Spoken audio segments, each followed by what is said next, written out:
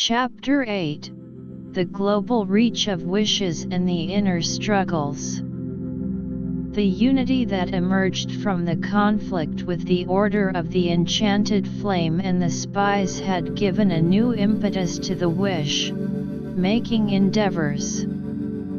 Everglade was now not just a village but a symbol of hope that had captured the imagination of people across the globe. The teams of wish-makers dispatched to different corners of the world were making significant impacts, spreading the magic of the bedtime wishes far and wide. In a bustling metropolis, Emily and her team had set up a permanent wish-making center. The city, once filled with the hustle and bustle of daily life and the underlying stress that came with it, was now experiencing a transformation. People who had long forgotten their dreams were reigniting their hopes through the power of the wishes. A young office worker named Tom had always dreamed of becoming a musician, but the demands of his job had pushed his dream to the back burner.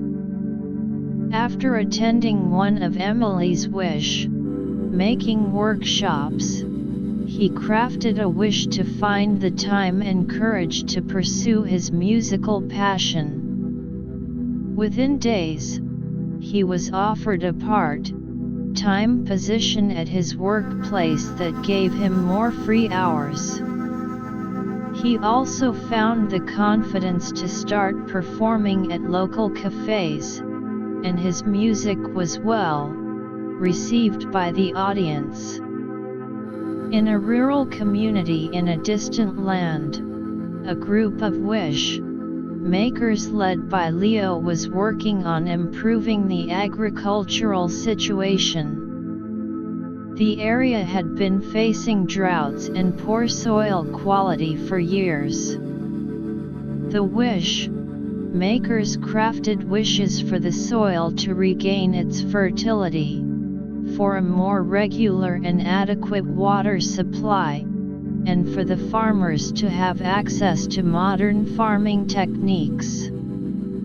As the wishes took effect, the once barren fields started to bloom with healthy crops. The farmers, who had been on the verge of despair, were filled with new hope and optimism. Back in Everglade, Luna was faced with a different kind of challenge.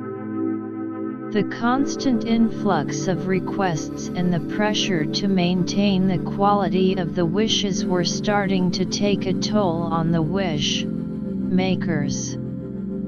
Some of them were feeling overwhelmed and exhausted. A few had even started to question the sustainability of their work. One of the wish-makers, a middle-aged woman named Clara, came to Luna with her concerns. "Luna, I love what we do, but I'm starting to feel like I'm running on empty. There are so many wishes to be made, and I'm not sure how much longer I can keep this up." Luna listened attentively, her heart heavy. She had noticed the signs of fatigue among the wish-makers, but she had been so focused on the external demands that she had not addressed it properly. "Clara, I understand how you feel. We've been pushing ourselves hard, and it's time we took a step back and re-evaluated." Luna called a meeting of all the wish-makers. "We need to find a way to balance our work and our well-being," she said. "Our magic is fueled by our inner strength, and if we neglect ourselves, we won't be able to continue making these wonderful wishes." The wish makers discussed various options. Some suggested creating a rotation system, where wish makers would take breaks at regular intervals. Others proposed setting up a support network within the village, where they could share their burdens and offer each other emotional support. They also decided to train more local villagers in the art of wish making. This would not only lighten the load on the existing wish makers but also ensure that the magic of the wishes was passed down to the next generation. A training program was established, with experienced wish makers like Emily and Leo leading the sessions. As the wish makers focused on their internal well-being, they also had to deal with the growing expectations of the people. With the success of the wish making, some people had started to see the wishes as a quick fix for all their problems. They would come to Everglade with unrealistic demands, expecting the wish makers to solve complex life issues overnight. The Wish Making Council had to address this issue. They organized public awareness campaigns, both in Everglade and in the areas where the wish makers were active. They explained that while the wishes were a powerful tool, they were not a substitute for personal effort, hard work, and perseverance. In one of the campaigns, Luna addressed a large gathering of people. "The wishes are like a guiding star," she said. "They can give you the push you need, open doors that were previously closed, but you still have to walk through those doors and do the work." Despite these efforts, there were still some who were disappointed when their wishes did not come true exactly as they had hoped. A young man named Alex had wished to become a famous writer overnight. When he did not achieve immediate success, he became disillusioned and started to spread negative rumors about the wish making. The wish makers, instead of getting defensive, decided to reach out to Alex. They invited him to Everglade and showed him the process of wish making. They also introduced him to other writers who had used the wishes as a starting point but had put in years of hard work to achieve their goals. Alex realized his mistake.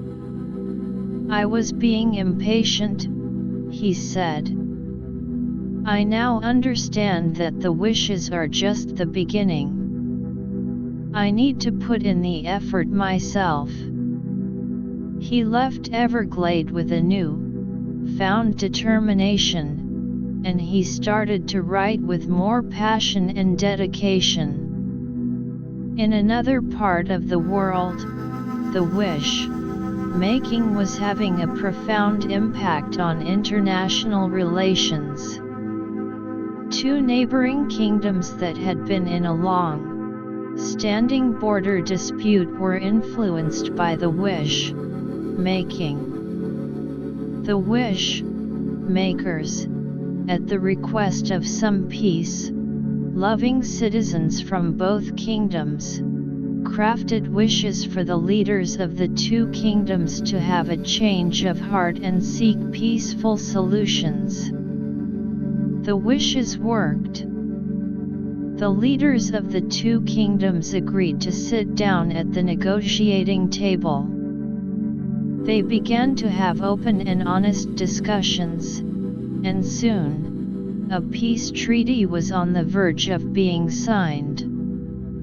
The wish-making had not only resolved a long-standing conflict but also set an example for other warring regions.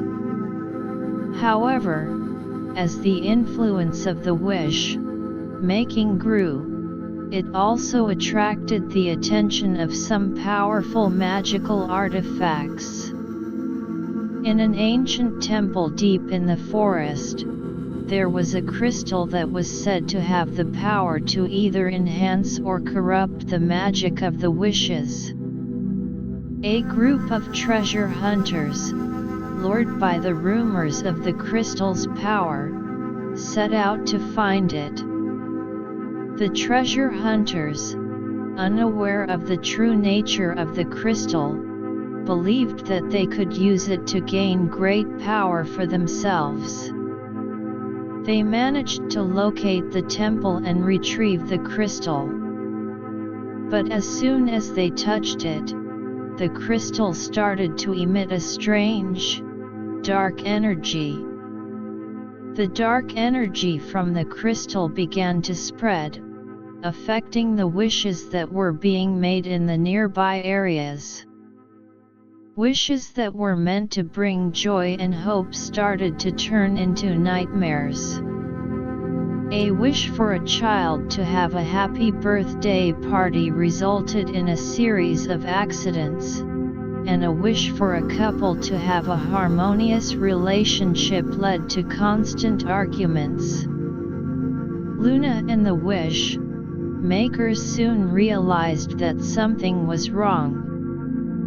They could sense the disruption in the magic of the wishes. They began to investigate and traced the source of the problem to the crystal in the hands of the treasure hunters. Luna and a group of the most powerful wish-makers set out to retrieve the crystal.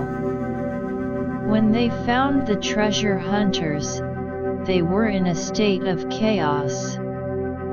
The dark energy from the crystal had started to consume them, and they were unable to control its power. Luna tried to reason with them. "You must give us the crystal. It's causing great harm, not only to the wish-making but to all of you as well." The treasure hunters, initially reluctant, finally realized the danger they were in. They handed over the crystal to Luna. Luna and the wish-makers then used their combined magic to purify the crystal. It was a long and arduous process, but they were determined to restore the balance of the wish-making magic. As the crystal was purified, the negative effects on the wishes started to fade away. The wishes once again became a source of hope and joy. The treasure hunters, grateful for being saved from the crystal's dark influence, decided to join the wish-makers and use their skills to help in the future. Back in Everglade, the wish-makers were more determined than ever to protect the magic of the wishes.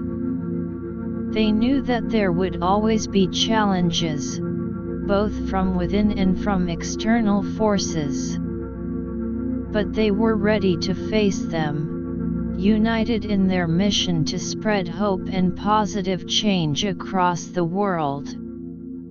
Luna looked at the leather-bound book, which was filled with new requests.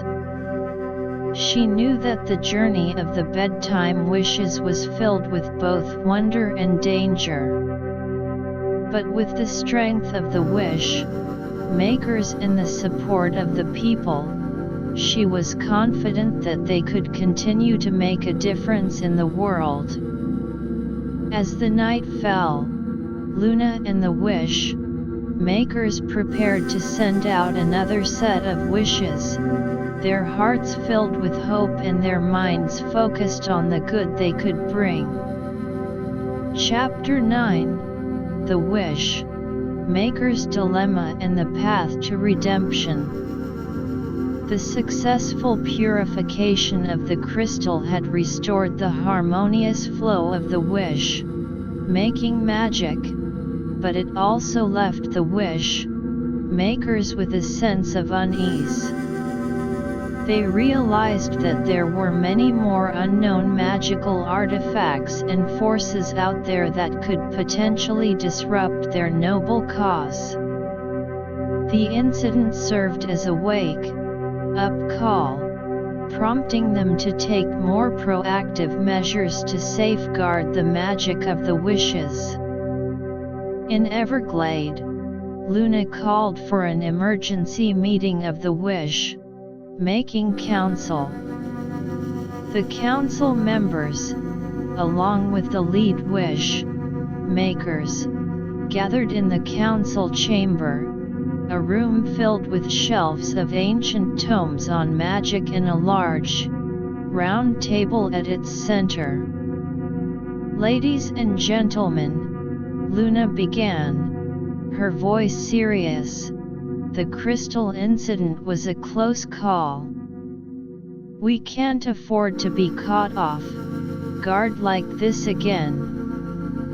We need to establish a system to detect and prevent such threats in the future." The council members nodded in agreement. One of them, an elderly wizard named Gideon, suggested, "We could create a magical surveillance network. Using enchanted crystals and spells, we can monitor the magic signatures across the land.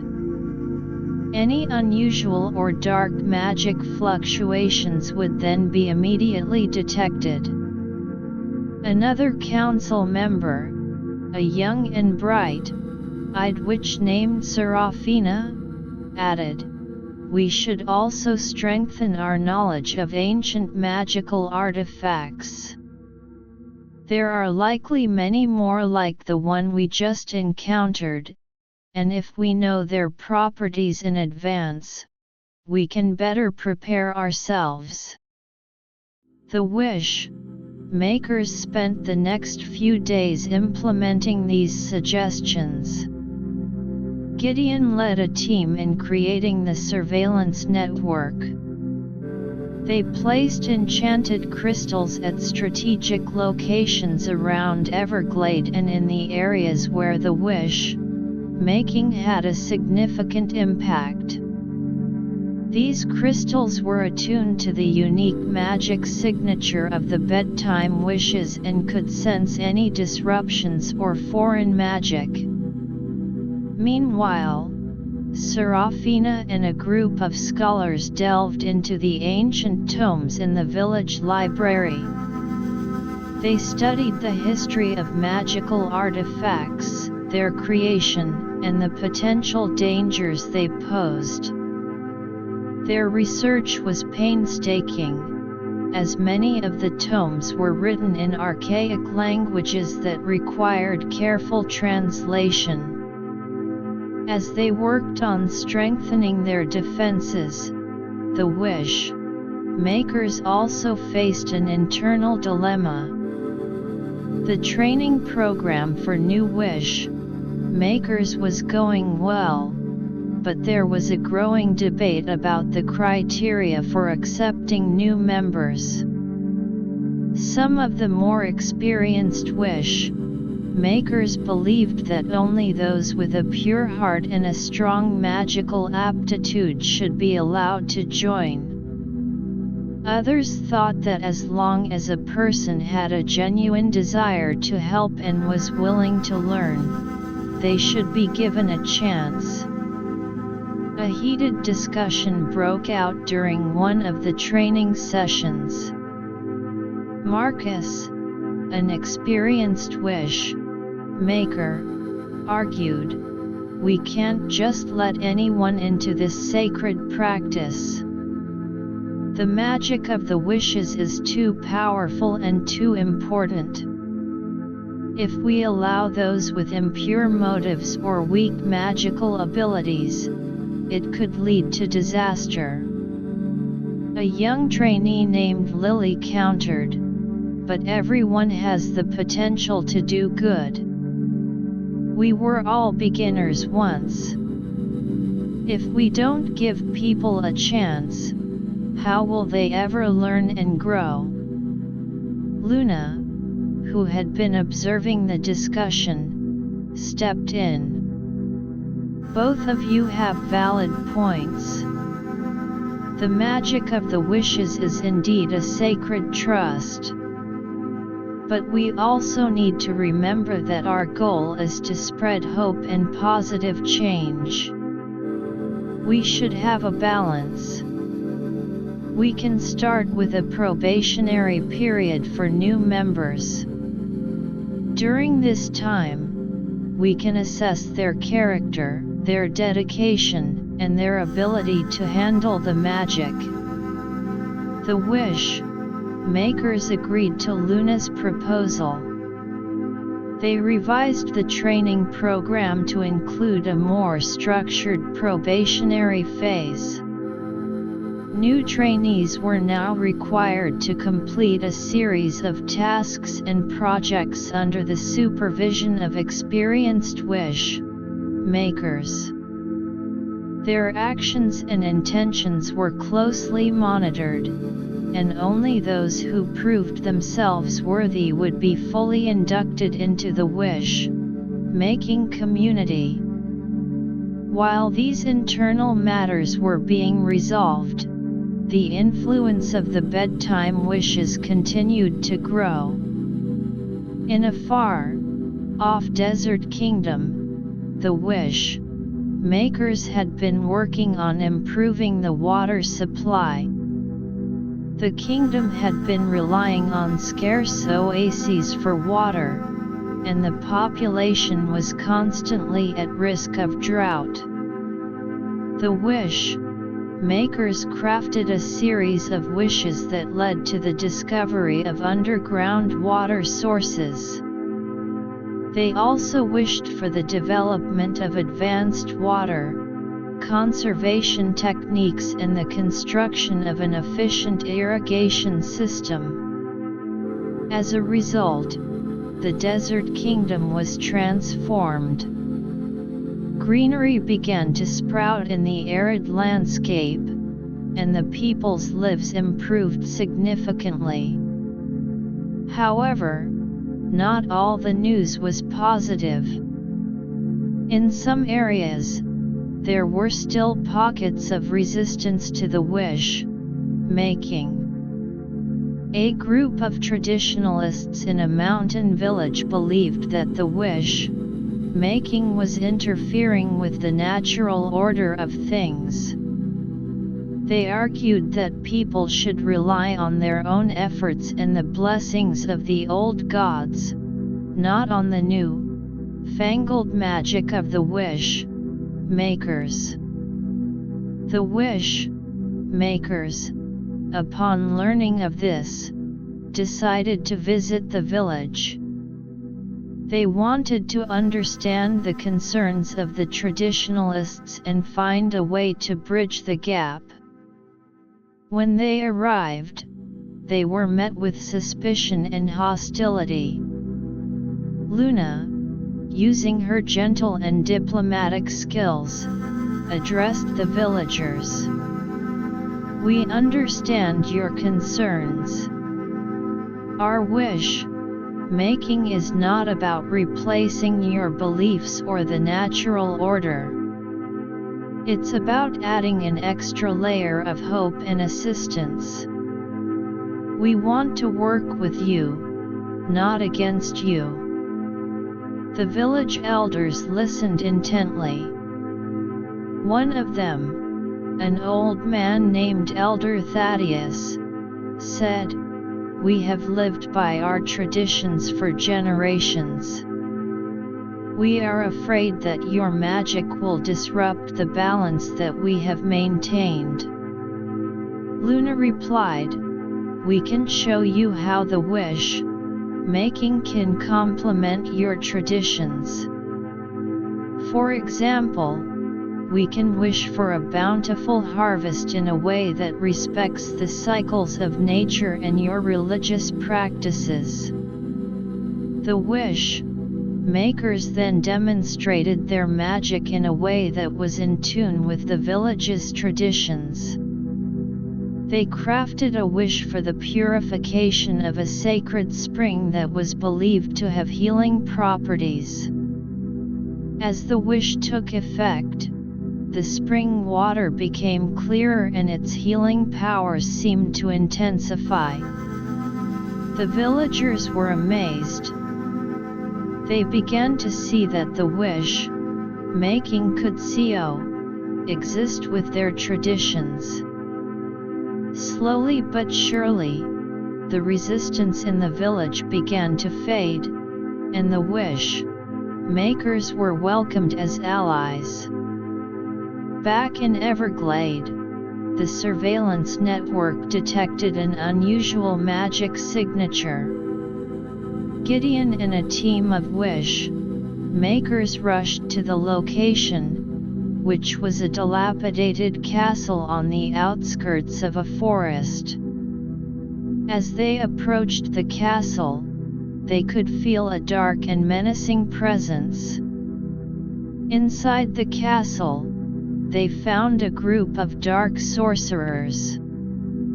These sorcerers had been conducting experiments with dark magic, trying to create a spell that could nullify the power of the bedtime wishes. They had been using the castle as a hideout, believing that they were far enough from Everglade to avoid detection. The wish makers knew they had to act quickly. They surrounded the dark sorcerers, and a battle of magic ensued. The dark sorcerers launched a series of dark spells at the wish makers, but the wish makers were prepared. They used their protective spells and attacked with the power of the wish making magic. Luna, who had joined the team, focused her energy on a powerful wish. She wished for the dark sorcerers to see the error of their ways and to turn away from the path of darkness. As the wish took effect, a bright light filled the castle. The dark sorcerers were momentarily blinded, and when they regained their sight, they felt a sudden change of heart. One of the dark sorcerers, a young man named Damien, dropped his staff. "What have we been doing?" he said, his voice filled with remorse. "This dark magic is only bringing pain and destruction." The other dark sorcerers also expressed their regret. They surrendered to the wish makers, and Luna, seeing the sincerity in their eyes, offered them a chance at redemption. "If you truly want to change, you can join us. We can teach you to use your magic for good, to become wish makers and spread hope instead of despair." The dark sorcerers, grateful for the opportunity, agreed.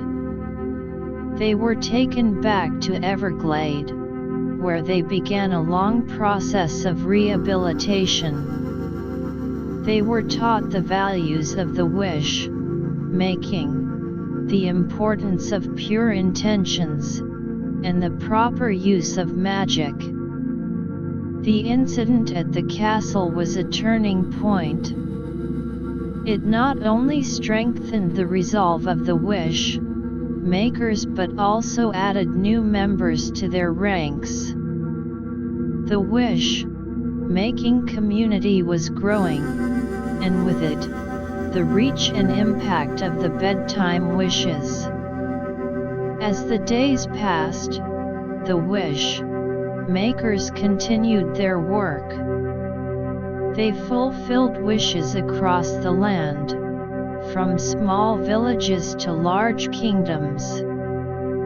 The leather-bound book was constantly filled with new requests, and the wish makers approached each one with the same dedication and care. Luna, looking at the ever-expanding influence of the bedtime wishes, knew that there were still many challenges ahead.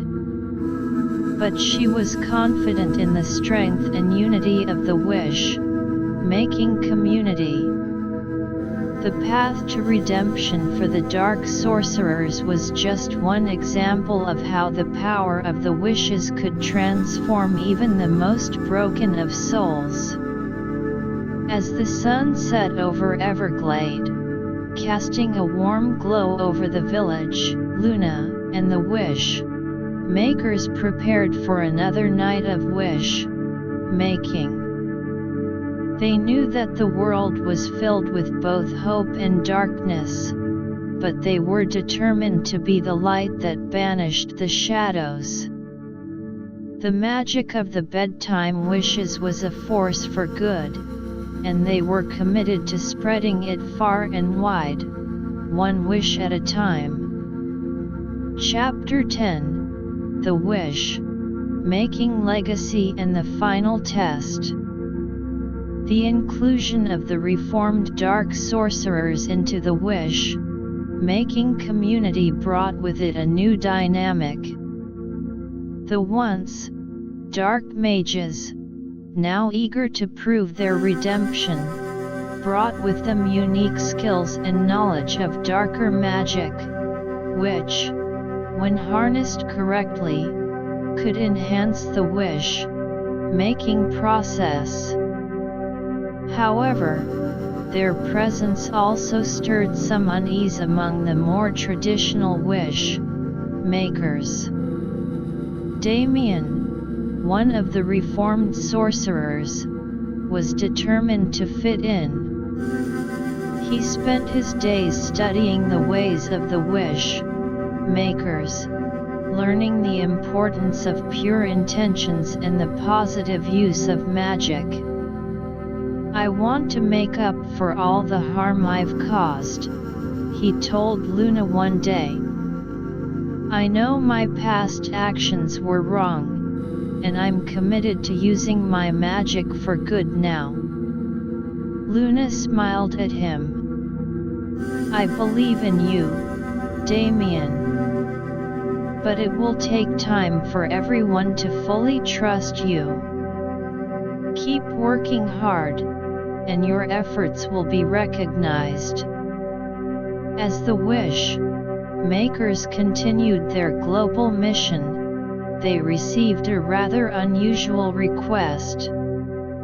A group of scholars from a prestigious magical academy had been researching the origins of magic. They believed that the bedtime wishes held the key to understanding a long-lost form of ancient magic that could potentially revolutionize the magical world. They asked the wish-makers to help them in their research, specifically to use the wish-making process to uncover hidden knowledge about this ancient magic. Luna and the wish-making council were intrigued. They agreed to collaborate with the scholars, seeing it as an opportunity to deepen their understanding of the wish-making magic itself. The scholars arrived in Everglade, bringing with them a wealth of ancient texts and research tools. The combined team of wish-makers and scholars began their work. They crafted wishes aimed at unlocking the secrets of the ancient magic. The wishes were complex, involving layers of incantations and a deep focus on the underlying principles of magic. As they sent out the wishes, strange things began to happen. In the village library, a hidden compartment in one of the ancient tomes revealed itself. Inside was a scroll that had been lost for centuries. The scroll was inscribed with symbols and words that none of them could initially understand. But as they delved deeper into their research, they discovered that the scroll held the key to a powerful spell, a spell that could amplify the power of the wishes tenfold. However, the spell was not without its risks. It required a great deal of energy and a level of magical synchronization that had never been attempted before. The wish makers and scholars debated whether to pursue the spell. Some were cautious, fearing that the power could be misused or that the attempt could backfire. Others were eager to take the risk, seeing the potential benefits for the future of wish-making. As they deliberated, a new threat emerged. A powerful and malevolent entity, drawn by the increased magical activity in Everglade, made its presence known. The entity, a shadowy figure that seemed to absorb light and magic, began to attack the village. It disrupted the surveillance network, causing the enchanted crystals to shatter, and sent waves of dark energy through the village. The wish makers quickly rallied to defend Everglade. They used their protective spells and the power of the wishes to counter the dark entity. But the entity was strong, and its dark energy was slowly overwhelming the village. Luna knew that they needed to act fast. She called for a meeting of the most powerful wish makers. "We need to combine our magic," she said. "We have to use the knowledge we've gained from the research to create a wish that can defeat this entity." The wish makers, along with the scholars, worked together to craft a wish. They focused on the idea of restoring balance, of purifying the dark energy, and of protecting Everglade and the magic of the wishes. The wish was a complex and powerful incantation, one that required every wish maker to pour their heart and soul into it. As they sent out the wish, a bright light filled the village. The light clashed with the dark energy of the entity. For a moment, it seemed as if the two forces were evenly matched. But then, the power of the wish began to take effect. The dark entity was pushed back, its form starting to dissipate. With a final burst of energy, the wish made light vanquished the dark entity. The village was once again safe, but the wish makers knew that this was only a temporary victory. There were likely more threats out there, waiting to be unleashed. The incident made them realize the importance of being prepared. They decided to focus on strengthening their magical defenses and on training more wish makers. The scholars, too, were inspired by the events. They continued their research, now with a newfound determination to understand the full extent of the wish, making magic and how it could be used to protect against future threats. In the following days, the wish makers also had to deal with the growing expectations of the people. As the fame of the wish making spread, more and more people were coming to Everglade with complex and sometimes conflicting wishes. The wish-making council had to make difficult decisions about which wishes to prioritize. One such case involved a kingdom that was divided into two factions. One faction wished for a strong central government to unify the kingdom, while the other wished for greater regional autonomy. The wish makers knew that fulfilling either wish could potentially lead to conflict. After much discussion, the wish makers decided to craft a wish that would promote dialogue and understanding between the two factions. They wished for the leaders of the two groups to have a series of peaceful and productive meetings, where they could find a middle ground solution that would satisfy both sides. As the wish took effect, the leaders of the two factions were overcome with a new sense of calm and a desire to communicate. They arranged a series of meetings, and over time, they were able to reach a compromise. The kingdom was on the path to unity, not through force, but through understanding. Back in Everglade, the research on the ancient magic continued. The scholars and wish makers were making progress in deciphering the scroll. They discovered that the spell to amplify the wishes could also be used to create a protective shield around Everglade, one that would be impenetrable to most forms of dark magic.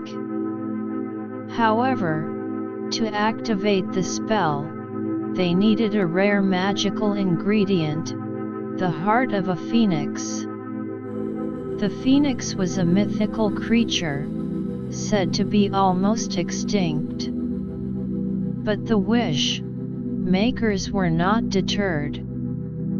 They sent out teams to search for any signs of the phoenix. One of the teams, led by Emily, traveled to a far-off land, rumored to be the last known habitat of the phoenix. The journey was long and filled with challenges. They had to cross treacherous mountains, dense forests, and a vast desert. Finally, in a hidden valley, they found a sign of the phoenix. There was a large, glowing tree, and at its base was a nest. Inside the nest was a single phoenix feather. Emily knew that this was a sign.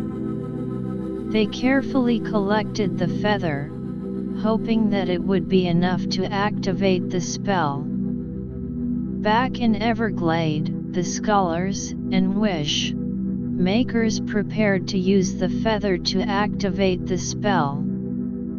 They gathered in the village square, with Luna at the center.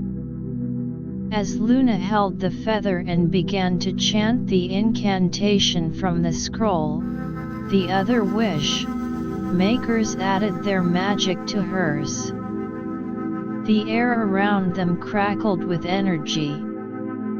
The feather began to glow, and its power was infused into the spell. Slowly, a dome-shaped shield began to form around Everglade. The shield was made of a shimmering, iridescent light, and it pulsed with a powerful magic. The wish makers and scholars watched in awe as the shield took shape. They knew that this was a major step in protecting the village and the magic of the wishes. But they also knew that this was not the end. There were still many mysteries to be solved, and many more wishes to be made. As the shield was completed, the people of Everglade cheered. The wish makers had once again overcome a great challenge. But they were also aware that the world was a vast and dangerous place, filled with both wonder and threats. Luna looked out at the village, at the people who had come to rely on the magic of the wishes. She knew that the legacy of the wish making was in their hands. The final test, she believed, was not just about defeating external threats, but about ensuring that the magic of the wishes was passed down through the generations, always used for the greater good. The leather-bound book, filled with countless wishes yet to be fulfilled, lay on the table in the council chamber. Luna walked over to it, opened it, and dipped the quill into the inkwell. As she began to write the next wish, she knew that the journey of the bedtime wishes would continue, filled with hope, magic, and the unwavering determination to make the world a better place. The future was uncertain, but with the power of the wishes and the unity of the wish-making community, she was ready to face whatever came their way. Chapter 11: The Unforeseen Consequences and the Search for Answers. The completion of the protective shield around Everglade brought a sense of security, but it also led to unforeseen consequences.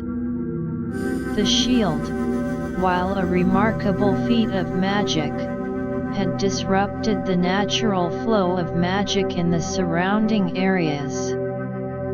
Strange phenomena began to occur. Plants in the nearby forests started to wither, and the animals exhibited erratic behavior.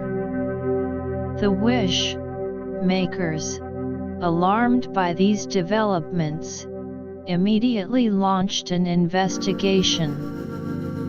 They sent teams to study the affected regions, trying to understand how the shield was causing these problems.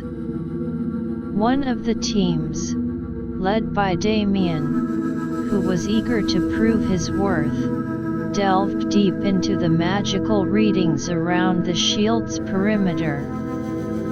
"Something is off with the magical equilibrium," Damien reported back to Luna. "The shield is drawing in magic from the environment in an unregulated way. It's as if it's creating a void that the local magic is trying to fill, but in the process, it's causing these disruptions." Luna frowned. "We must find a way to correct this.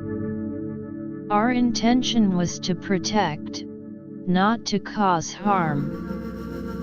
The Wish-making Council gathered to discuss the issue.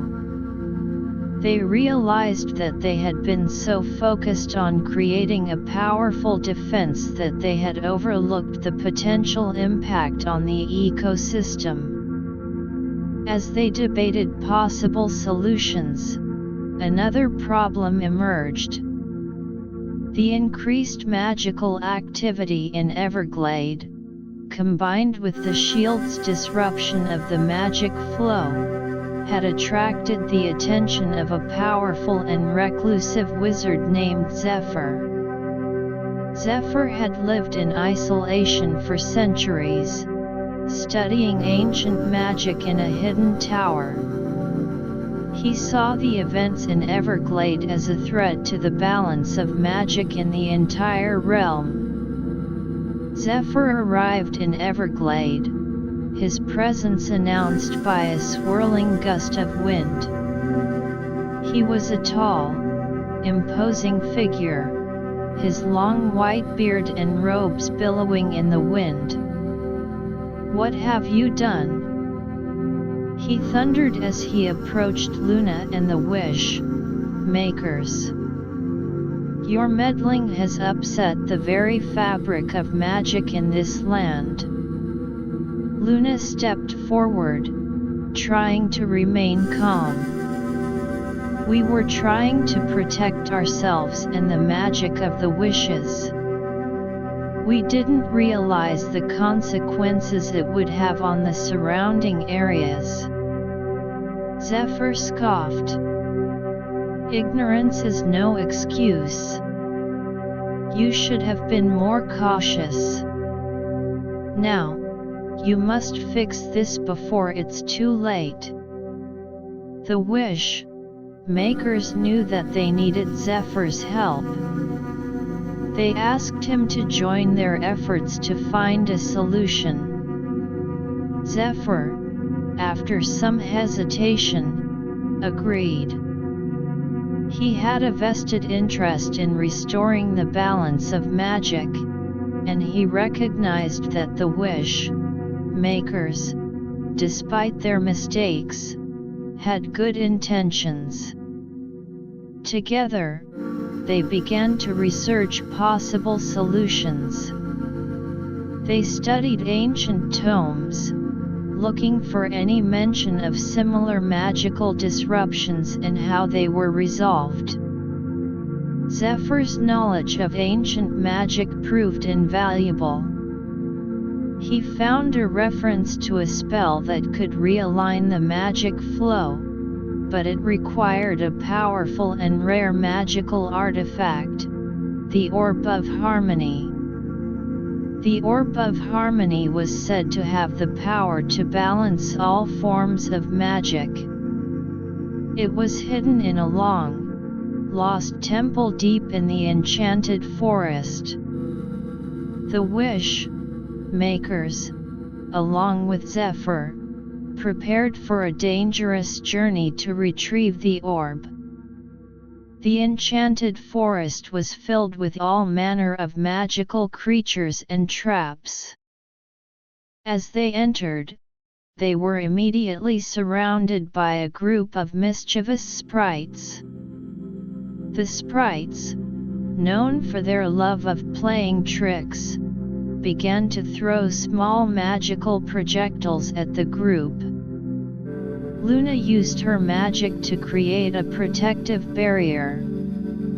"We don't mean you any harm," she called out to the sprites. "We're on a quest to restore the balance of magic." The sprites, intrigued by Luna's words, stopped their attack. One of the sprites, a small, glowing figure with wings, fluttered forward. "The balance of magic is important to us too. We can help you, but you must play a game with us." The wish makers, realizing that they had no other choice, agreed. The sprites led them to a clearing where a strange, multi-colored board was laid out. It was a game of magic, where the players had to use their magical abilities to move tokens across the board and solve puzzles. The wish makers, with Zephyr's guidance, played the game. It was a challenging but exhilarating experience. As they completed the game, the sprites were impressed. "You have passed our test," the lead sprite said. "We will show you the way to the temple. Following the sprite's directions, the group reached the temple. The temple was an imposing structure, its walls covered in ancient runes. They entered the temple, and inside, they found a series of challenges that tested their magical knowledge and skills. One of the challenges was a room filled with a thick, magical fog. The fog clouded their minds, making it difficult to think clearly. But Zephyr used his ancient magic to create a counter spell that cleared the fog. In another room, they had to solve a complex magical equation inscribed on the walls. Damien, with his background in dark magic, was able to decipher the equation and unlock the door to the next chamber. Finally, in the heart of the temple, they found the Orb of Harmony. It was a large, glowing sphere, pulsating with a soft, harmonious light. As Luna reached out to take it, a powerful surge of magic coursed through her. With the Orb of Harmony in their possession, they returned to Everglade. Zephyr and the Wish makers worked together to use the orb to realign the magic flow. They placed the orb at the center of the village, and Zephyr began to chant a powerful incantation. The Wish makers added their magic to his, and slowly, the magic in the surrounding areas started to return to normal. The withered plants in the forest began to regain their vitality, and the animals' erratic behavior ceased. The shield around Everglade also stabilized, now drawing magic in a more regulated manner. However, the journey to retrieve the Orb of Harmony had taken a toll on the Wish makers. They were physically and mentally exhausted, but they knew that they couldn't rest yet. The events had made them realize that there was still so much they didn't know about magic. The Wish-Making Council decided to establish a research center in Everglade. The center would be dedicated to studying the long-term effects of their wish-making and to understanding the complex interactions between different forms of magic. As they set up the research center, they also received a new request. A small island community was facing a series of natural disasters, earthquakes, tsunamis, and volcanic eruptions. The Icelanders were terrified and had no idea how to stop the disasters. The Wish-Makers knew that this was a difficult challenge. They began to research the island's geological and magical history. They discovered that the island was located on a magical fault line, and the recent increase in magical activity in the region had triggered these disasters. The Wish-Makers, along with Zephyr, began to craft a series of wishes aimed at stabilizing the magical fault line. They wished for the Earth's crust to solidify, for the ocean currents to become more stable, and for the volcanic activity to subside. As they sent out the wishes, they watched with bated breath. The island, which had been in a state of chaos, started to calm down. The earthquakes stopped, the tsunamis receded, and the volcanic eruptions ceased. The Icelanders were overjoyed. The success in helping the island community gave the wish makers a new sense of purpose. But they also knew that they had to be more careful in the future.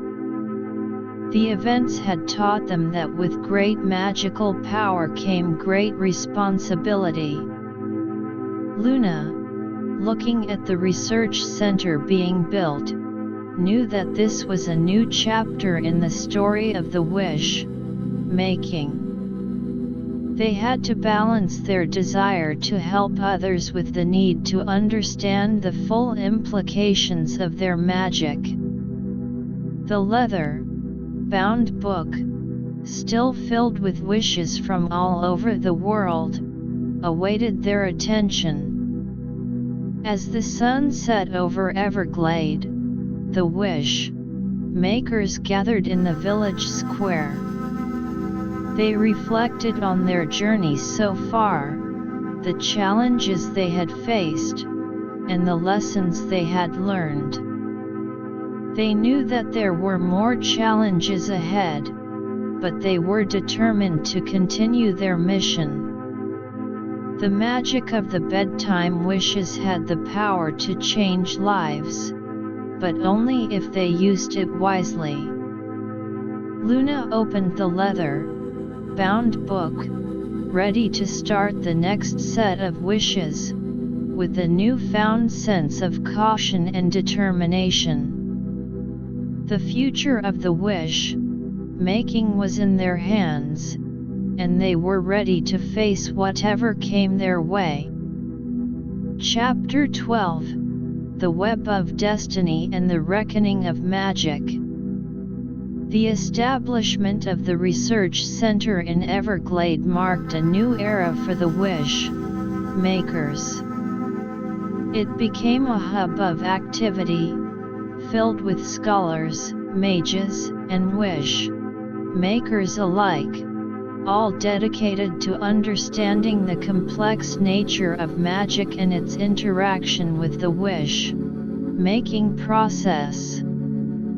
As they delved deeper into their studies, they began to uncover a web of destiny that seemed to be intricately woven with the magic of the bedtime wishes. One of the researchers, a young and brilliant mage named Elise, was studying the patterns of wishes and their effects.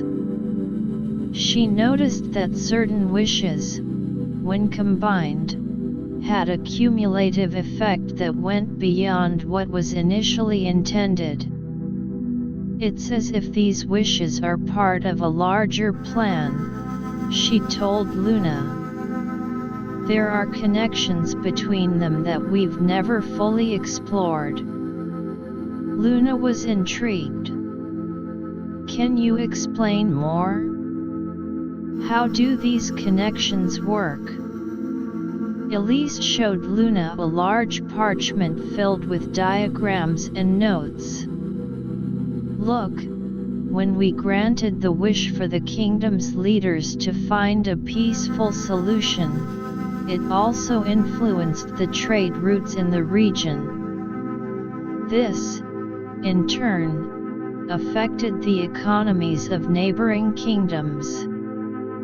And then, the economic changes led to a shift in the social structures, which was also a result of some other wishes we made in those areas. It's like a domino effect, but on a much larger, magical scale. The discovery made the wish-makers realize that their actions had far-reaching consequences. They couldn't just focus on individual wishes but had to consider the bigger picture. The Wish-Making Council decided to create a new system of evaluating wishes. Before crafting a wish, they would now analyze its potential impact on the surrounding regions, both in the short and long term. As they were adjusting to this new way of wish-making, a new threat emerged from the shadows.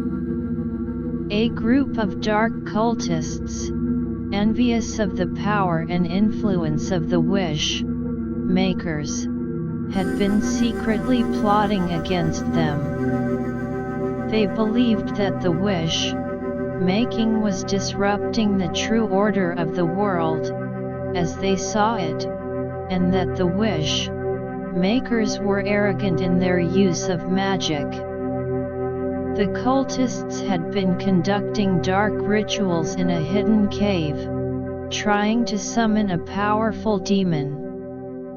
They hoped that the demon would destroy Everglade and put an end to the wish-making. The dark magic they were using was seeping into the surrounding areas, causing minor disruptions in the magic flow. The research center's sensors, which had been set up to detect any abnormal magic activity, picked up on the cultists' dark magic. Luna and a group of the most experienced wish-makers, including Damien, who was now fully integrated into the community, set out to investigate. When they reached the cave, they were met with a wall of dark energy. Damien, using his knowledge of dark magic, was able to weaken the barrier enough for them to enter. Inside, they found the cultists in the middle of their ritual. The air was thick with a foul, sulfuric smell, and the ground was marked with strange, glowing symbols. Luna stepped forward. "Stop this madness. Your actions are only going to bring destruction."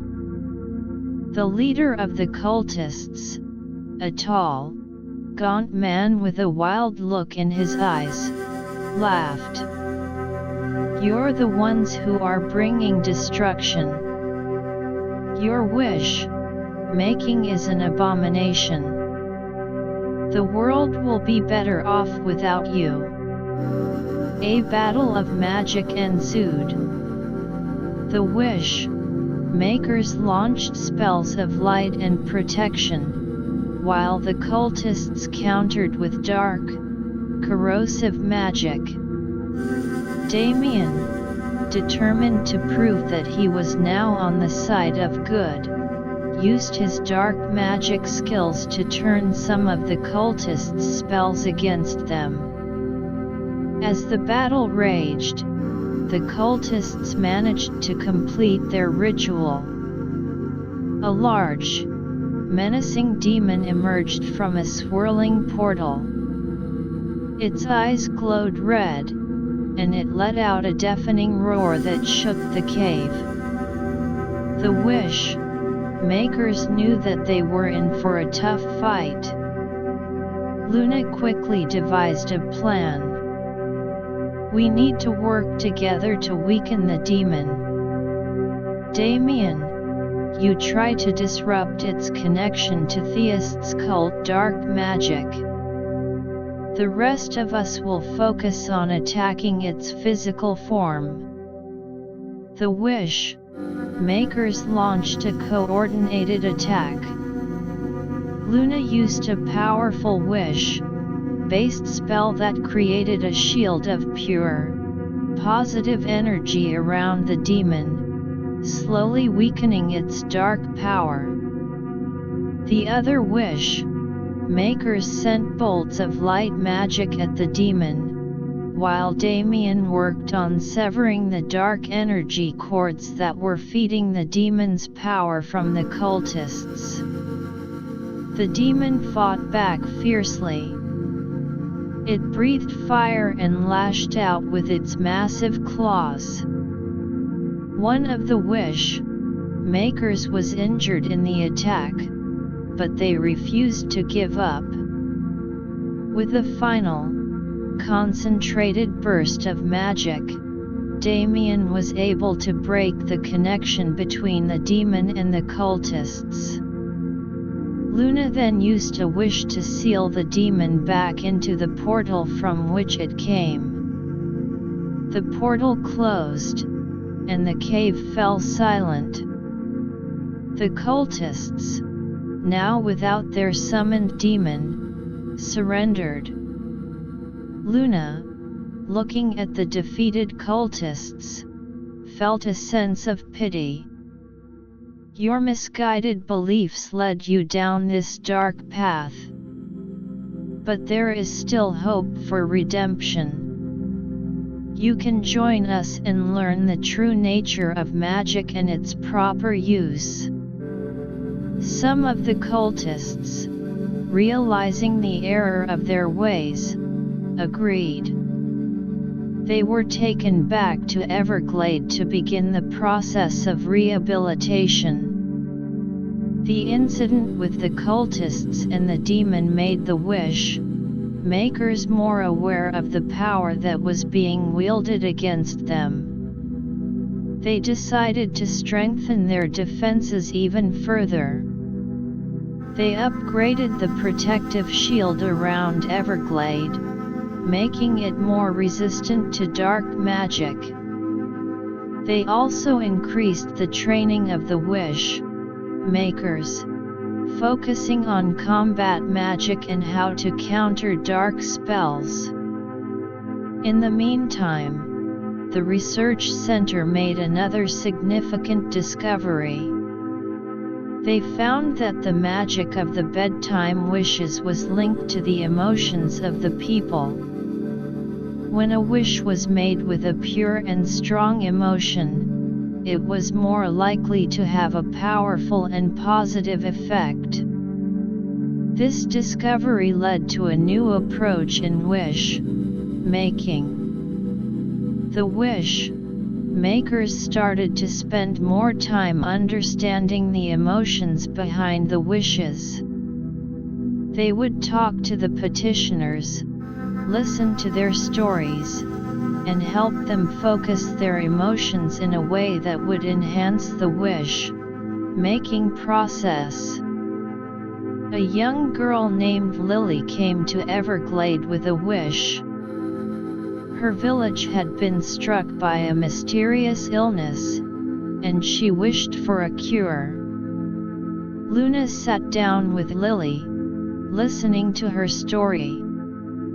She could feel the girl's desperation and love for her village. Luna and the wish makers, inspired by Lily's emotions, crafted a wish that was not just for a cure but for the strengthening of the village's immune system as a whole. As they sent out the wish, they could feel the power of Lily's emotions fueling the magic. Back in Lily's village, the illness started to subside. The villagers' health improved rapidly, and they were filled with hope. The success of this wish further solidified the new approach to wish-making. However, as the wish-makers became more involved in the emotional aspects of wish-making, they also faced a new challenge. Some people were using their emotions to manipulate the wish-making process. They would exaggerate their problems or fabricate stories to get the wish-makers to fulfill their selfish desires. The wish-making council had to come up with a way to deal with this. They established a set of guidelines and a team of investigators. Before a wish was granted, the investigators would look into the authenticity of the petitioner's story and the purity of their intentions. As the wish-makers continued to refine their methods, they also received a request from a far-off land. A group of nomadic tribes was facing a drought that was threatening their way of life. The tribes had a deep connection to the land, and they believed that there was a magical solution to their problem. The wish makers, armed with their new knowledge and experience, began to work on a wish for the tribes. They studied the land's magic and the tribe's cultural beliefs.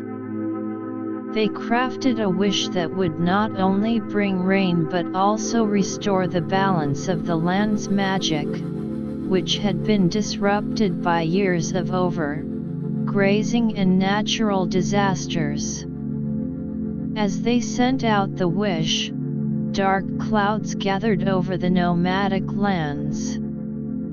Rain began to pour down, soaking the parched earth. The tribe's people watched in awe as their land started to come back to life.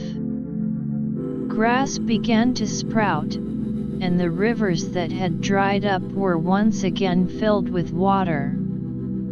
The success in helping the nomadic tribes was a testament to the wish makers' growth and adaptability. But they knew that there were still many challenges ahead. The web of destiny that they had uncovered was vast and complex, and they had only just begun to understand it. Luna, looking at the leather-bound book filled with new wishes, knew that the journey of the bedtime wishes was far from over. The wish makers had to continue to evolve, to learn, and to protect the magic that they had come to cherish. As the night fell over Everglade, the wish makers prepared for another day of wish making, filled with hope, caution, and the determination to make the world a better place, one wish at a time. The future was full of unknowns, but they were ready to face whatever came their way, united in their quest to spread the magic of the bedtime wishes. Chapter 13: The Confluence of Realms and the Trials Ahead. The wish makers of Everglade had become beacons of hope across the land, their influence stretching far and wide. However, their continued use of powerful magic was beginning to have an unexpected effect. It was starting to tear at the fabric between different realms. In the research center, a strange phenomenon was detected. Scholars noticed that there were small rips in the magical barriers that separated the mortal realm from the realms of the Fae, the spirits, and other magical planes. These rips were allowing a strange cross-contamination of magic, and some of the effects were already being felt in Everglade and the surrounding areas. Elise, who had been at the forefront of many of the recent discoveries, reported her findings to Luna. These rips are like gateways, letting in magic that we're not familiar with. It's causing all sorts of disruptions. Plants are growing in strange shapes, and some of the animals are showing signs of having their natures altered. Luna was deeply concerned. We need to find a way to close these rips before things get out of hand. But first, we need to understand what's causing them. The wish makers and scholars delved deeper into their research. They discovered that the cumulative power of the wishes, especially when combined with the new methods of infusing emotions, was creating a magical pressure that the barriers between the realms couldn't withstand. As they were formulating a plan to repair the barriers, a delegation from the Fey realm arrived in Everglade. The Fey, known for their beauty and mischievous nature, were alarmed by the ribs. Their realm was also being affected, with strange human-like magic seeping in and causing chaos among their enchanted forests and crystal palaces. The leader of the Fey delegation, a graceful and ethereal woman named Elira, addressed Luna and the wish-makers. "Your actions have put both our realms in danger. The balance between the worlds is delicate, and you've upset it. We must work together to fix this." Luna nodded. "We're aware of the problem, and we're committed to finding a solution. But we need your help. You know the magic of your realm better than we do." The Fae and the Wish-makers joined forces. They began by studying the ancient treaties and magic, binding agreements that had been put in place long ago to maintain the separation of the realms. These treaties held the key to understanding how to repair the barriers. However, the process of closing the rips was not going to be easy. The magic involved was complex, and they needed to gather rare ingredients from both realms. One of the ingredients was a flower that only bloomed in the heart of the Fae's enchanted forest, a flower that was said to have the power to soothe and repair the magical fabric.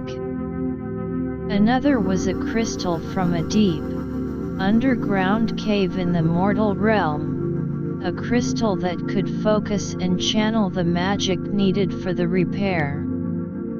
A group of wish-makers, including Damien and Emily, set out with a group of Fae guides to retrieve the flower from the enchanted forest.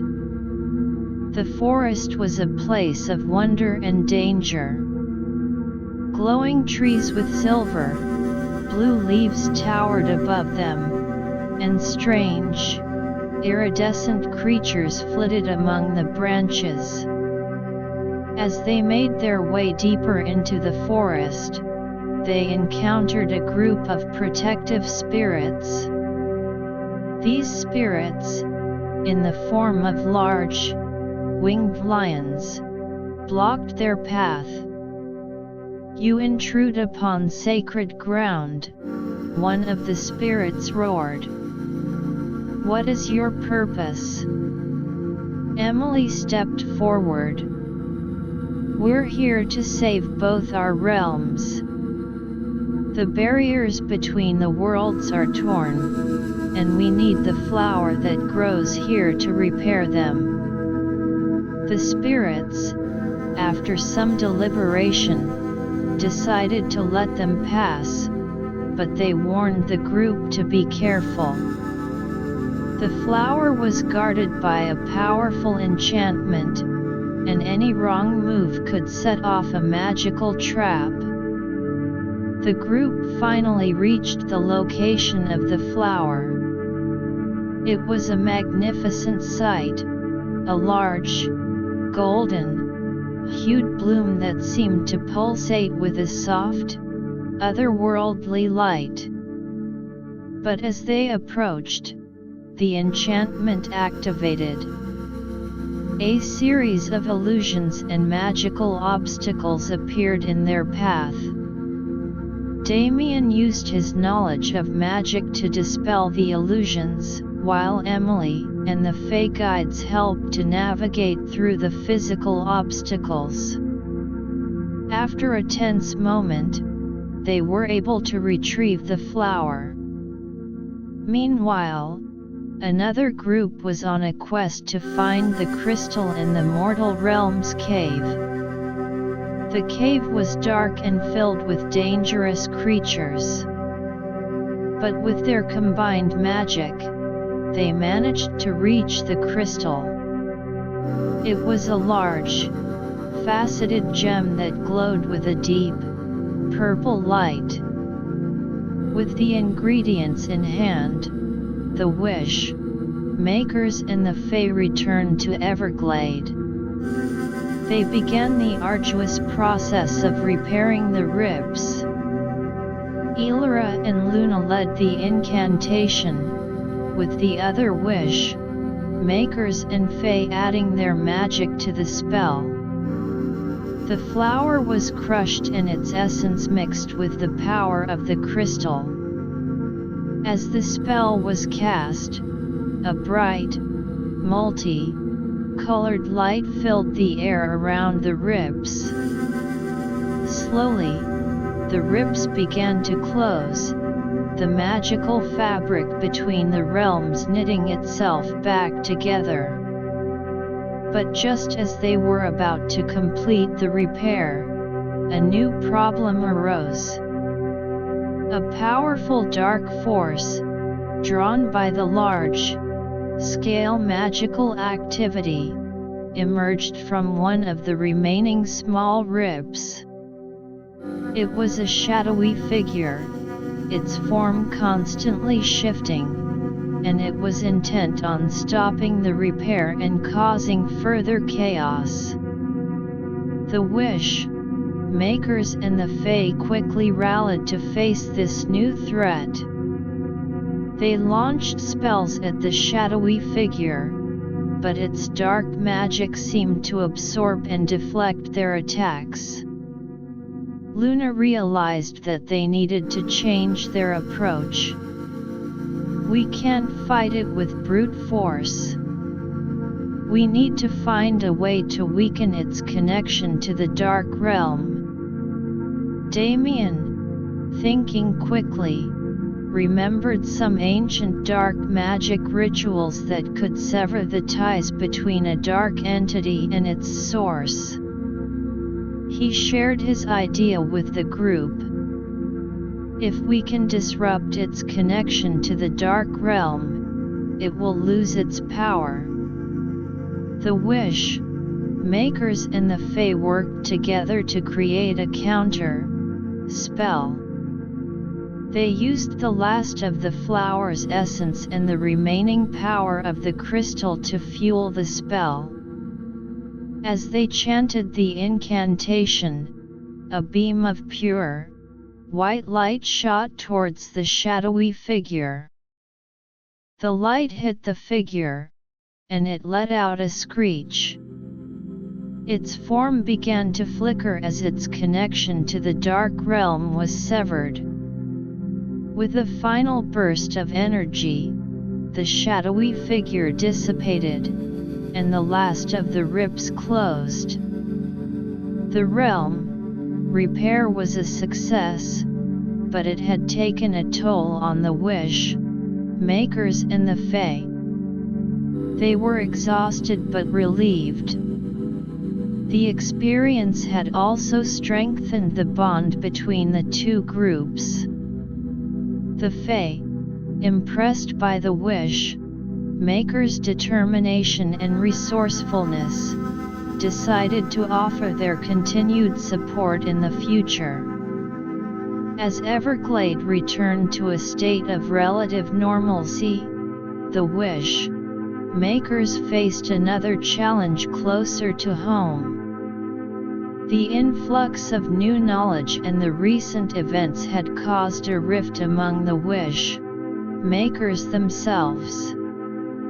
Some believed that they should be more cautious in their wish making, to avoid causing such large-scale magical disruptions in the future. Others thought that they should continue to push the boundaries of magic, believing that it was the only way to truly help those in need. Luna called for a village wide meeting to address this issue. We've all seen the consequences of our actions, both the good and the bad. We need to find a middle way. We can't stop helping people, but we also can't be reckless. The wish makers engaged in a long and heated discussion. Eventually, they came to a consensus. They would establish a more rigorous pre-wish assessment system. Before crafting any wish, they would consider all the possible magical, emotional, and real-world implications. They would also seek the advice of the Fae and other magical beings to ensure that they were not inadvertently causing harm. In the meantime, the wish-making requests continued to pour in. A small town was facing a series of strange disappearances. People were vanishing without a trace, and the town was in a state of panic. The wish makers, now more cautious but still determined to help, began their investigation. They used their magic to detect any unusual magical signatures in the town. They discovered that an ancient, forgotten curse was at work. The curse was linked to a long, buried artifact in the town's old cemetery. The wish makers, along with a team of local mages, decided to exorcise the curse. They first had to find the artifact. The cemetery was a spooky place, filled with overgrown tombstones and a sense of foreboding. As they searched, they were attacked by spectral figures, the guardians of the artifact. The wish makers used their protective spells and counter-attacks to fend off the specters. Finally, they found the artifact, a small, black, colored box with strange symbols engraved on it. The box was pulsating with a dark energy. Luna, using her knowledge of ancient magic, was able to open the box without triggering the curse further. Inside, they found a scroll that held the key to breaking the curse.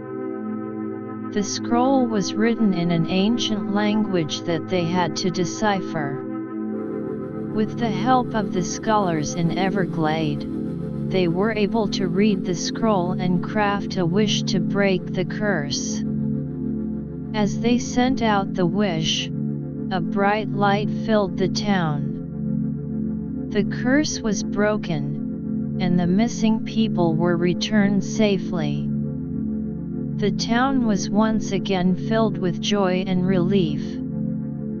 The incident in the town was a reminder of the complex and dangerous nature of the wish-making work. But it also reaffirmed the wish makers' commitment to using their magic for good.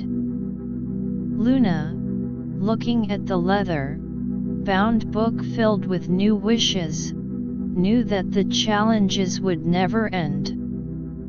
But she was confident in the ability of the wish makers to face them. The confluence of realms had been a wake-up call, and the wish makers were now more prepared than ever to handle the trials ahead. As the night fell, Luna and the wish makers prepared to continue their journey, filled with hope, wisdom, and the unwavering determination to make the world a safer and more magical place. Chapter 14: The Prophecy Unveiled and the Gathering Storm. The successful resolution of the town's curse incident brought a brief period of tranquility to Everglade. However, the calm was short-lived. In the research center, a young scholar named Aaron was poring over a collection of ancient tomes when he stumbled upon a disturbing prophecy. The prophecy spoke of a great and impending darkness that would engulf the land, a darkness that was somehow intertwined with the magic of the bedtime wishes. Aaron rushed to present his findings to Luna and the wish-making council. "I've been studying these old texts," he said, his eyes wide with alarm. "The prophecy states that the very magic we've been using to bring hope and change will, if not controlled, become the catalyst for a catastrophe. It mentions a shadow that will rise from the depths of unfulfilled desires." Luna frowned, her heart sinking. "We must understand this prophecy better. If there's a threat on the horizon, we need to be prepared." The council members and the wish-makers gathered to discuss the prophecy. They debated its meaning, trying to decipher what the shadow from unfulfilled desires could be. Some believed that it could be a manifestation of the negative emotions that had been left behind by those whose wishes had not been granted in the way they had hoped. Others thought it might be a more literal shadow, a dark entity that had been lying in wait, biding its time as the power of the wishes grew. As they were deep in discussion, strange things began to happen around Everglade. Dreams of a shadowy figure started to plague the villagers. People would wake up in the middle of the night, sweating and terrified, describing the same dream, a figure made of pure shadow, its eyes glowing with a malevolent light, whispering words they couldn't quite understand. The wish-makers realized that they couldn't ignore these signs. They decided to use their magic to delve deeper into the dreams. A group of wish-makers, led by Elise, used a special spell to enter the dreams of the villagers. In the dream world, they encountered the shadowy figure. The figure laughed at them. "You think you can stop what's coming? Your wish-making has disrupted the natural order. The unfulfilled desires of the world are fueling me, and soon, I will be unstoppable." Elise and her team tried to attack the figure, but their magic seemed to pass through it. The figure then disappeared, leaving them with a sense of foreboding. Back in the real world, the wish-makers reported their encounter to Luna. "We need to find a way to counter this figure," Luna said. "But first, we need to understand what it means by unfulfilled desires." The wish-makers began to review all the wishes they had received over the years. They noticed that there were indeed many cases where people had been disappointed with the outcome of their wishes. Some wishes had been misinterpreted, while others had faced unforeseen obstacles. They decided to reach out to these people, to talk to them and try to understand their feelings. A young man named Alex, who had wished to become a great adventurer but had faced numerous setbacks, was one of those they spoke to. "I was so full of hope when I made that wish," Alex said. "But when things didn't work out as I planned, I felt let down. I started to lose faith in the wish making." Luna listened intently. "We're sorry that your wish didn't turn out the way you wanted. But we want to make it right. Can you tell us what exactly went wrong?" Alex explained that after making the wish, he had faced a series of bad luck, including injuries, and failed attempts at joining adventuring parties. The wish makers realized that they had not accounted for the external factors that could affect the fulfillment of the wish. They decided to craft a new wish for Alex, one that would not only give him the opportunity to start his adventuring career but also provide him with the skills and protection he needed. As they sent out the wish, they could feel a sense of positive energy. Alex, in the following days, was approached by a well-known adventurer who was looking for new recruits. He was given a chance to prove himself, and with the new-found skills from the wish, he was successful. His story spread among the people who had been disappointed with their wishes, giving them new hope.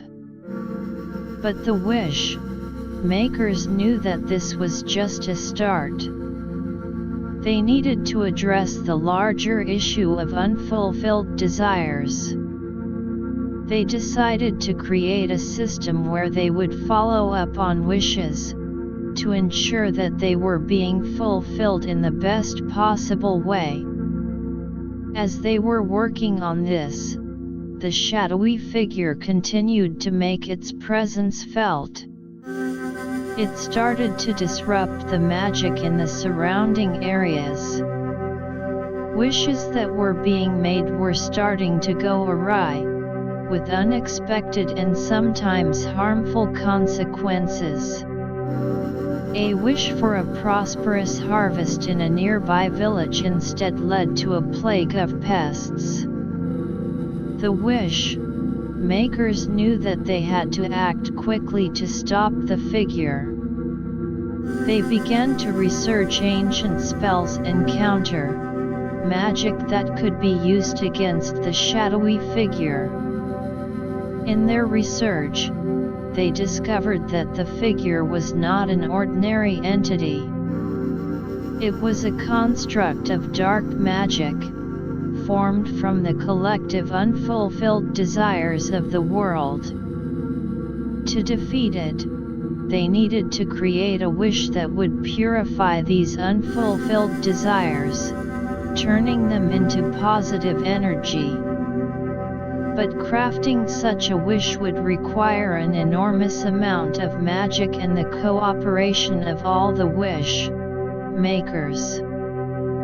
The wish makers, along with the help of the Fae and other magical allies, began to prepare for the ultimate wish making.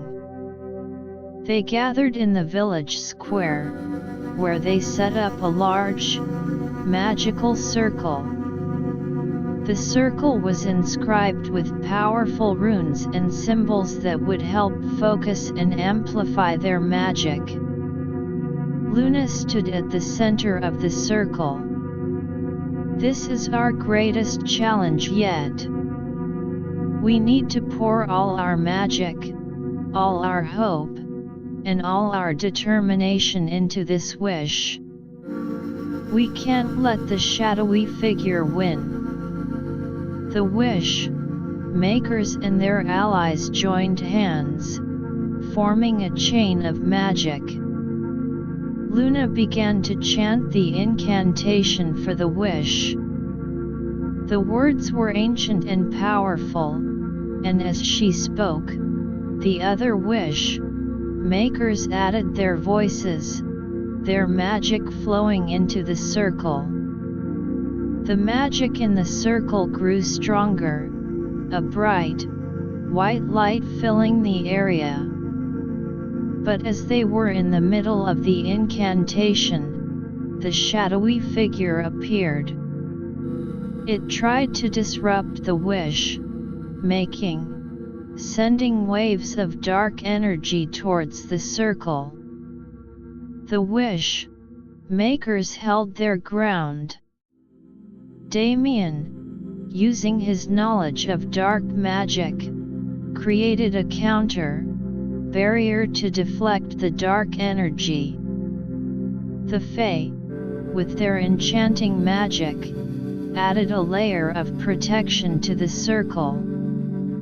As the wish-making continued, the light in the circle began to push back the shadowy figure. The figure let out a howl of rage as it realized that its power was being challenged. With a final, concentrated burst of magic, the wish was completed. A beam of pure, cleansing light shot out from the circle, hitting the shadowy figure. The figure was engulfed in the light, and its form began to dissolve. The unfulfilled desires that had been fueling the figure were purified, turning into a wave of positive energy that spread across the land. The people in the surrounding areas felt a sense of hope and renewal. The wish makers had defeated the shadowy figure, but they knew that this was not the end. The prophecy still loomed over them, and they were aware that there could be more threats hidden in the shadows. In the aftermath of the battle, the wish makers took some time to reflect. They had learned a valuable lesson about the importance of handling wishes with the utmost care.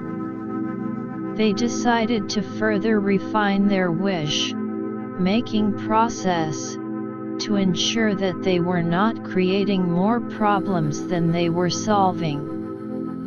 As the days passed, the wish-making requests continued.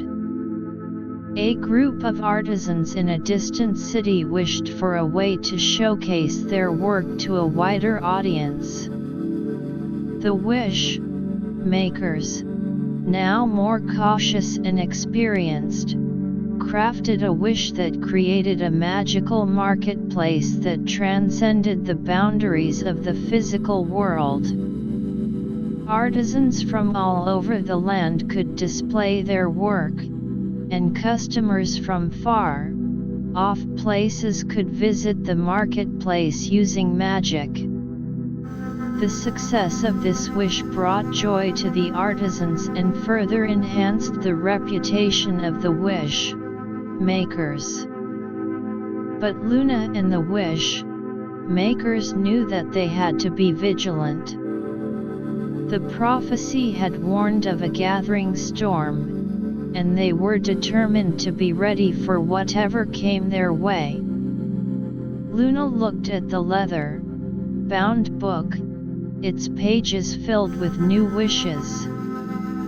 She knew that each wish was a responsibility, a chance to make a difference, but also a potential risk.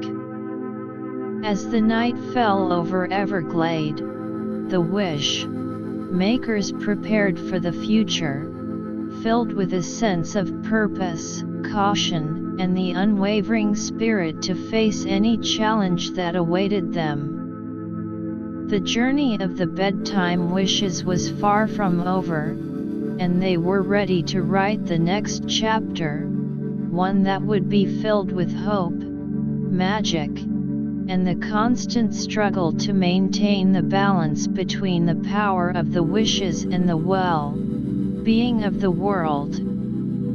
Epilogue: The everlasting legacy of wishes. The defeat of the shadowy figure had marked a significant turning point for the wish makers of Everglade. However, the prophecy still lingered in the back of their minds like a distant thundercloud, a constant reminder of the precarious balance they maintained. The village, once again, became a hive of activity as the wish makers redoubled their efforts to refine their craft and ensure the well-being of those who sought their help. Luna, now more aware of the weight of responsibility on her shoulders, spent long hours in the research center. She pored over ancient tomes, searching for any clues that could help them better understand the prophecy and prevent future threats. The other wish makers, inspired by her dedication, followed suit. They divided their time between fulfilling wishes and studying the complex nature of magic. The system of follow-up on wishes was now in full swing. Every wish that was granted was carefully monitored, and the wish makers were quick to intervene if there were any signs of things going awry. This new approach not only improved the success rate of the wishes but also strengthened the trust between the wish makers and the people. One day, a delegation from a large kingdom arrived in Everglade. The kingdom was facing a unique problem. Their king, who had always been just and wise, had fallen under a strange spell. He had become withdrawn, making irrational decisions that were leading the kingdom into chaos. The delegation pleaded with the wish makers to help. Luna and a team of experienced wish makers accompanied the delegation back to the kingdom. Upon arrival, they immediately began to investigate the source of the spell. Using their magic, they detected a faint trace of dark magic that was around the king. The wish makers knew that they had to be careful. A wrong move could potentially harm the king. They spent days researching the type of spell that had been cast. With the help of the kingdom's own mages and the knowledge they had gained from their studies in Everglade, they were able to identify the spell as an ancient one, designed to corrupt the mind of the victim. To break the spell, they needed a rare ingredient, the tear of a unicorn. Unicorns were extremely rare and lived in the most secluded parts of the enchanted forest. A group of wish makers, led by Damien, set out on the dangerous journey to find a unicorn. The enchanted forest was as beautiful as it was perilous. The trees seemed to whisper secrets in an ancient language, and strange, glowing creatures flitted among the underbrush. As they ventured deeper, they encountered a group of forest nymphs. The nymphs, usually friendly, were initially suspicious of the wish makers. Damien stepped forward. "We mean no harm. We're on a quest to save a king from a dark spell. We need the tear of a unicorn to break it." The nymphs, after some discussion, decided to help. They led the wish-makers to a hidden glade where a unicorn was said to live.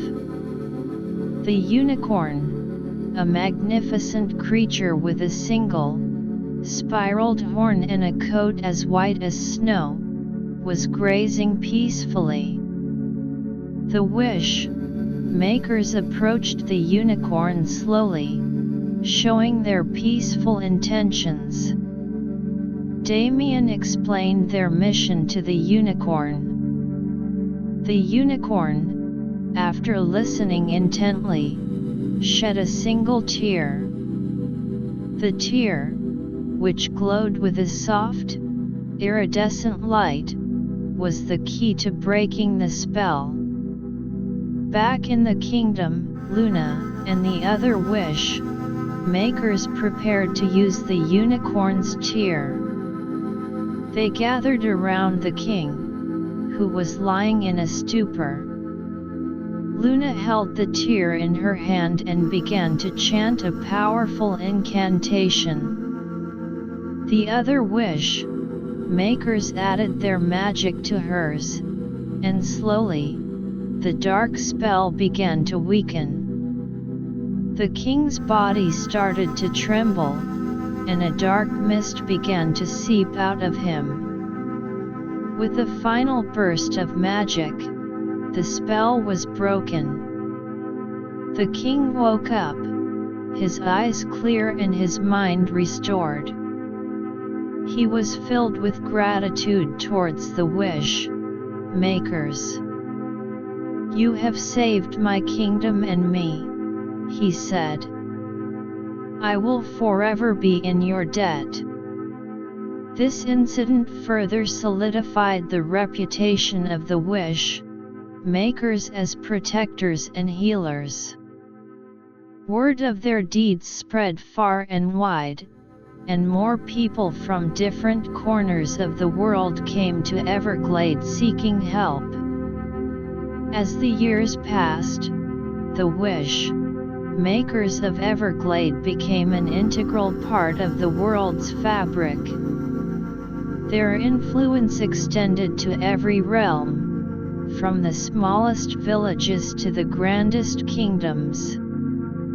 The leather-bound book, which had started as a simple repository of wishes, had become a symbol of hope and magic.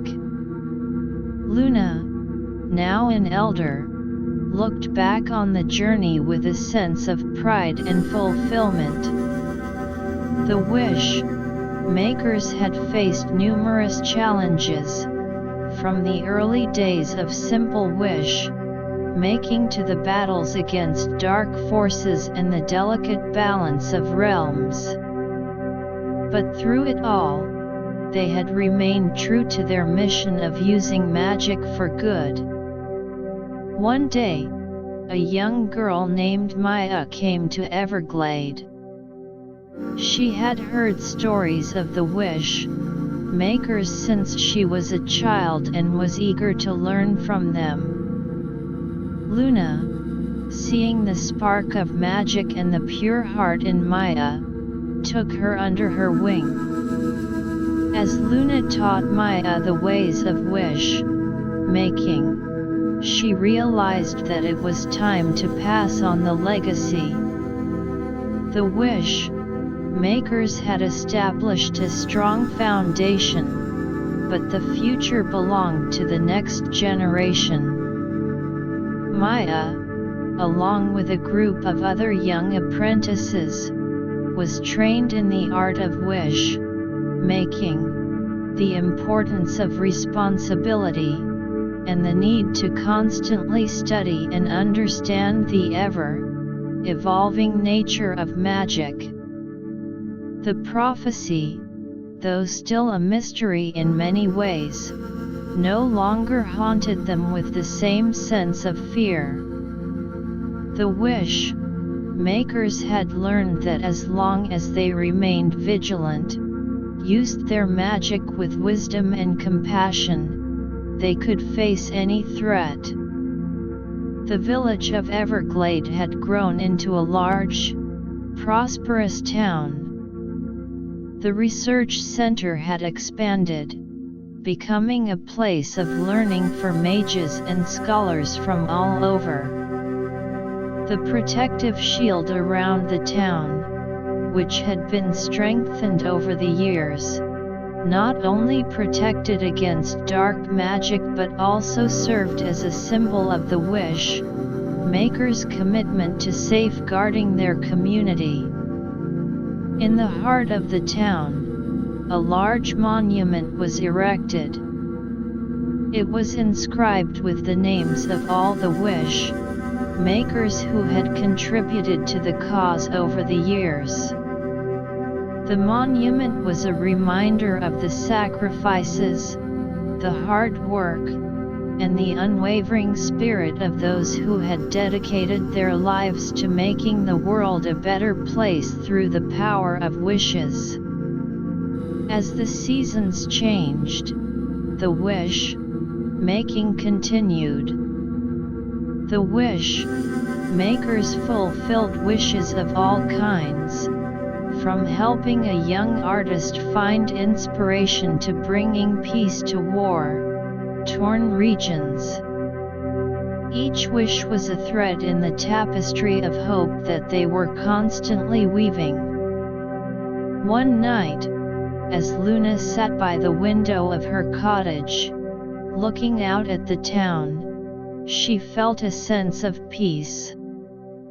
The town was bathed in the soft glow of magical lights, and the sounds of laughter and celebration filled the air.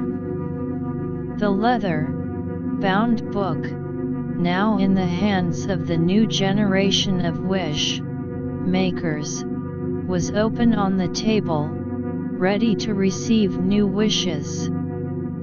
Luna knew that the story of the bedtime wishes would continue long after she was gone. The legacy of the wish makers was secure, passed down through the generations like a precious heirloom. The world was still full of challenges, but she was confident that the magic of the wishes, combined with the wisdom and compassion of those who wielded it, would always find a way to bring light to the darkness. As she closed her eyes, she whispered a final wish. May the magic of the wishes continue to shine bright. May the wish makers always use their power for good, and may the world be filled with hope and joy. And with that, Luna, the first and one of the greatest wish-makers, let the peaceful embrace of sleep wash over her, knowing that she had left the world a better place, one wish at a time. The town of Everglade, and the magic of the bedtime wishes, would continue to thrive, a beacon of hope in an ever-changing world.